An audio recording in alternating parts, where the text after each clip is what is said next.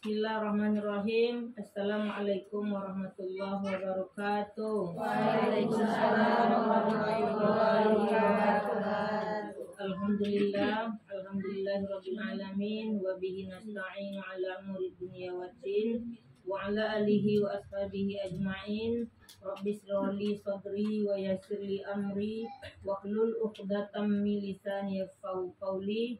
Yang kami hormati yaitu ibu ahli bait keluarga dan ibu-ibu majelis taklim yang hadir pada siang hari ini. Pertama-tama marilah kita panjatkan puji syukur kepada Allah Subhanahu wa taala yang mana pada siang hari ini walaupun cuacanya mendung, ibu-ibu juga banyak yang kurang sehat.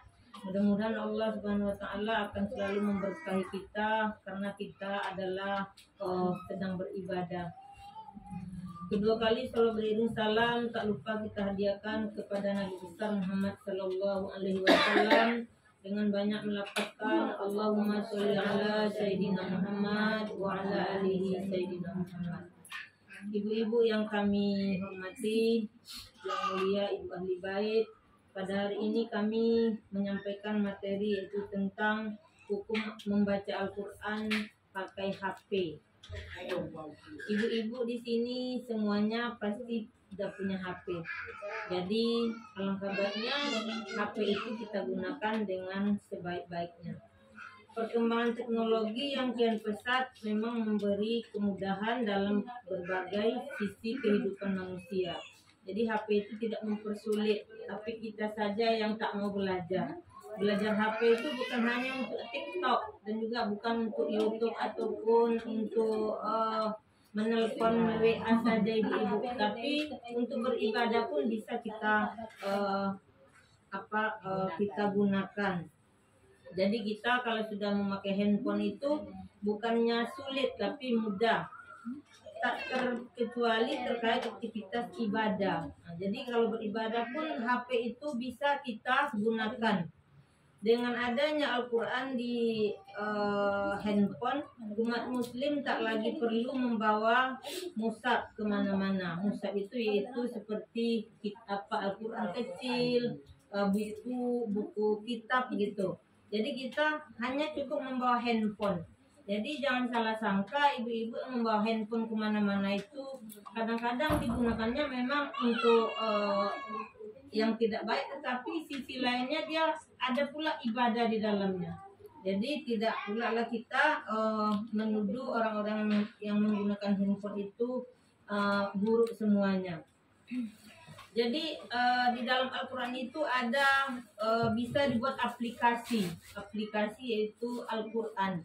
Jadi kalau ibu-ibu mungkin dalam perjalanan karena ibu-ibu sudah membiasakan membaca Al-Quran, ibu-ibu bisa membaca Al-Quran pakai aplikasi Al-Quran dengan gratis, tidak membayar karena kita sudah masuk aplikasi di dalam handphone itu tersebut. Jadi kita tinggal buka Al-Quran, cari surat apa yang mau dibaca, ayat berapanya, juz berapanya, itu semuanya udah ada sesuai dengan Al-Quran di mushaf juga. Sekarang ini kenapa saya membahas tentang handphone aplikasi Al-Quran, dan di sini kan kita bertanya, meski sudah ada kemudahan tersebut, beberapa dari kita mungkin masih merasa ragu untuk memanfaatkan gadget dalam mempelajari Al-Quran. Lalu bagaimana hukum membaca Al-Quran di HP? Mungkin itu yang diragukan ibu-ibu ya, karena dia tak tahu hukum, juga belum mungkin terbiasa aplikasi Al-Quran digunakan di kesehariannya.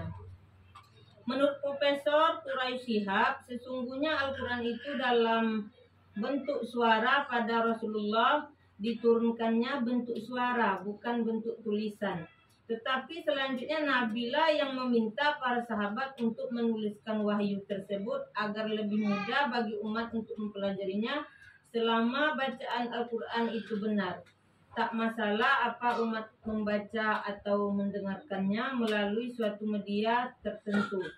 Jadi kalau Al-Quran itu sekarang tertulisnya itu bukan turunnya dari Allah kepada Rasul, tetapi dulunya Allah menurunkan wahyu itu tidak tertulis, hanya didengarkan oleh Rasul. Jadi karena Rasul itu untuk mempermudah umatnya belajar, maka dia minta dituliskan kepada para sahabat. Maka terjadilah mushaf tersebut, yaitu Al-Quran yang ditulis. Tetapi nanti tentu ada hukum beda, karena Al-Quran itu mushaf dibawa, tak boleh dibawa juga ke kamar mandi. Tentu ada perbedaannya dengan handphone kita tersebut. Kalau Al-Quran tak boleh dibawa ke toilet, tak boleh sembarang tempat, harus kita taruh di tempat yang tinggi. Tak boleh dia bercampur dengan buku-buku sembarangan, harus dia tersedia tempat yang indah bagi dia, istilahnya tempat yang tidak kena najis.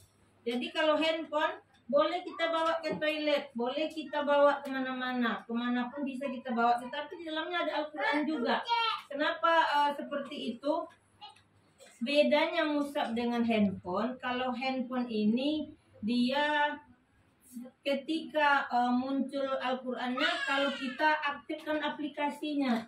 Tapi kalau kita sudah matikan aplikasi tersebut, tidak aktif lagi, maka handphone kita boleh kita bawa kemana-mana. Jadi tidak berdosa pula, karena handphone tadi ada aplikasi di dalamnya Al-Quran, kita taruh di dekat toilet karena kita sedang buang air, nah, itu tidak berdosa. Karena handphone itu aplikasinya kalau kita hidupkan maka muncul dia Al-Quran tersebut. Tetapi setelah kita matikan handphone aplikasi Al-Quran tersebut, maka dia akan hilang. Jadi tidak berdosa kita membawa handphone ada aplikasi Al-Quran ke dalam toilet ataupun kamar mandi tersebut.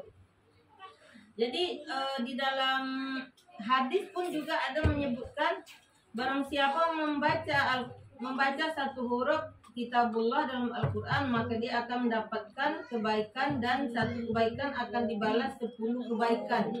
Yang semisal kita mengatakan alif, lam, mim, itu berarti dia termasuk sudah 3 huruf, berarti sudah 3 kebaikannya.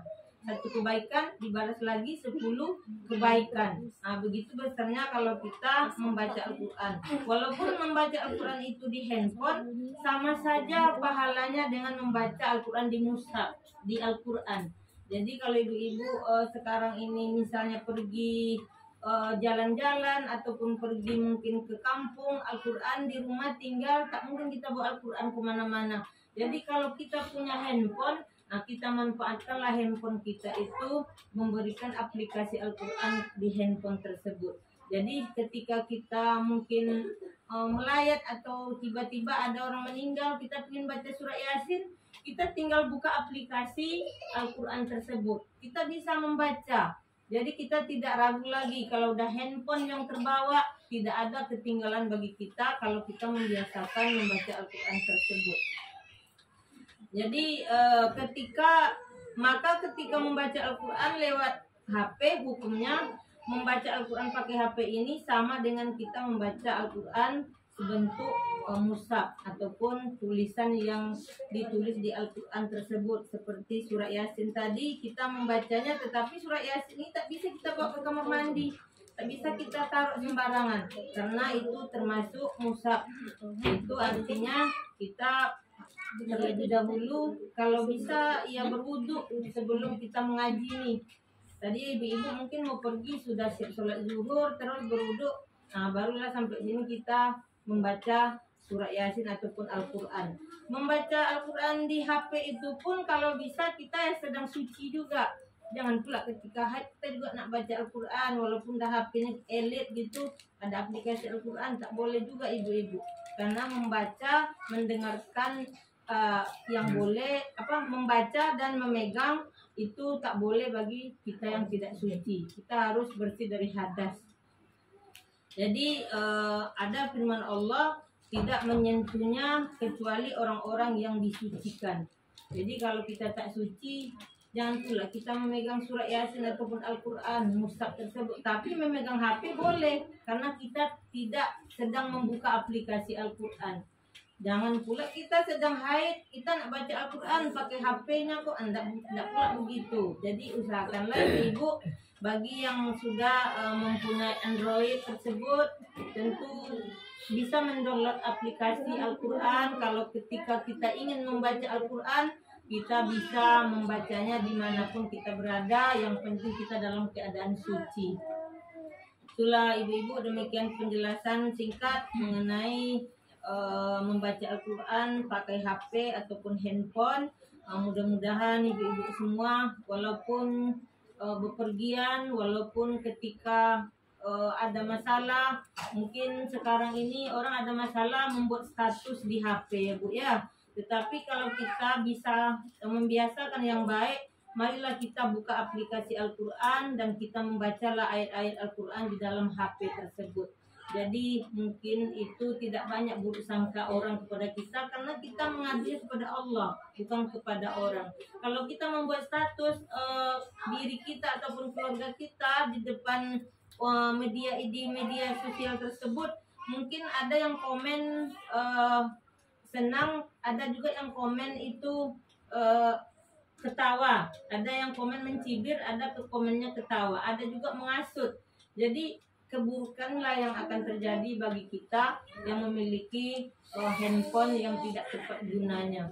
Mudah-mudahan ibu-ibu semua bisa memahami, dan kami mohon kepada ibu-ibu, walaupun sedikit hanya materi yang kami sampaikan, setidaknya ibu-ibu bisa menerapkan satu-satu apa yang kami sampaikan. Itu saja ibu-ibu. Di sini ahli bait ada hajat, mungkin setelah ini kita berdoa.